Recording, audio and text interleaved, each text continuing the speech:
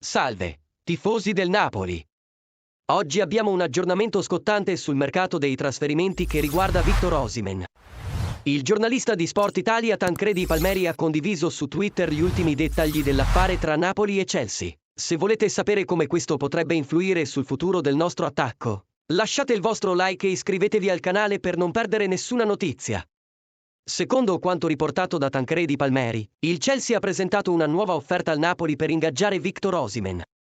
La proposta prevede 45 milioni di euro, oltre a Romelu Lukaku e Cesare Casadei come parte dell'affare. Tuttavia, il Napoli non è del tutto soddisfatto dell'offerta.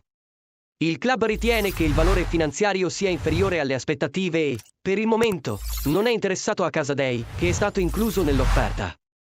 Il Napoli ritiene che l'offerta del Chelsea debba essere aumentata di almeno 20 milioni di euro perché la trattativa possa andare avanti.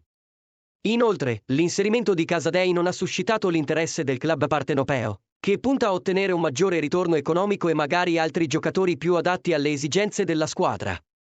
La proposta del Chelsea pone la trattativa a un punto critico.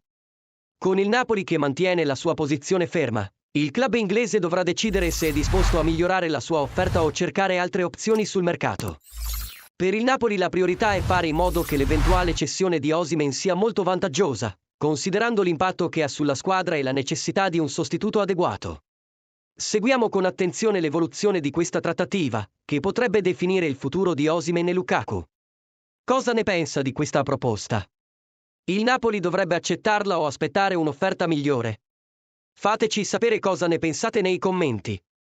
Non dimenticate di mettere mi piace al video, di iscrivervi al canale e di attivare la campanella per seguire tutti gli aggiornamenti sul mercato dei trasferimenti. Forza Napoli e alla prossima!